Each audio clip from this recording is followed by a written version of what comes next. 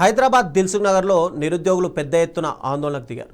ప్రభుత్వం ప్రకటించినటువంటి 5,000 పోస్టులు తమకు సరిపోవని వెంటనే 19,000 పోలీస్ ఉద్యోగాల భర్తీకి ఇక్కడ నోటిఫికేషన్ విడుదల చేయాలని చెప్పి నిరుద్యోగులు డిమాండ్ చేస్తున్నారు.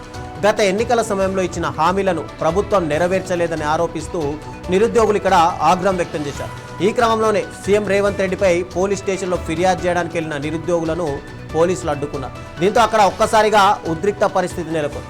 నిరుద్యోగులు ప్రభుత్వానికి వ్యతిరేకంగా నినాదాలు చేస్తూ తమ ఆవేదనను వ్యక్తం చేశారు.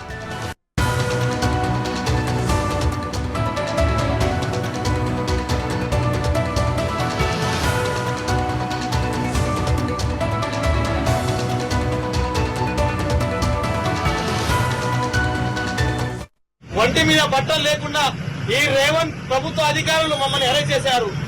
ఇంత అహంకారమా? మేమేం చేశామని 19,000 ఉద్యోగాలు ఇవ్వండి అని చెప్తే మా మీద కేసులు, మా మీద ఇలా సెక్షన్లు పెట్టి ఇలా మమ్మల్ని తోసే ప్రయత్నం చేస్తున్నారు. ఇది ఇప్పటికీ రేవంత్ రెడ్డి ప్రభుత్వానికి చర్మగీతం పాడినట్టే. దగ్గర కూడా రేవంత్ రెడ్డి గారు దిగిపోయి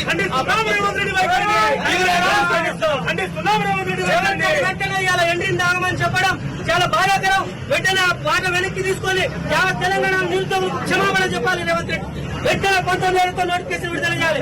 లేకుంటే నీకు అనాపాతాలను తొక్కుతాం రేవంత్ రెడ్డి అని చెప్పేసి హెచ్చరిస్తాను. నువ్వు గుండు మేస్త్రి అయితే గుండు మేస్త్రి, నీ ముఠాకి గుండు మేస్త్రి అన్నావు. వెంటనే నువ్వు బరాబర్గా 19,000 ఖాళీ రిలీజ్ చేయాలి. మా నిరుద్యోగులకు క్షమాపణ చెప్పాలని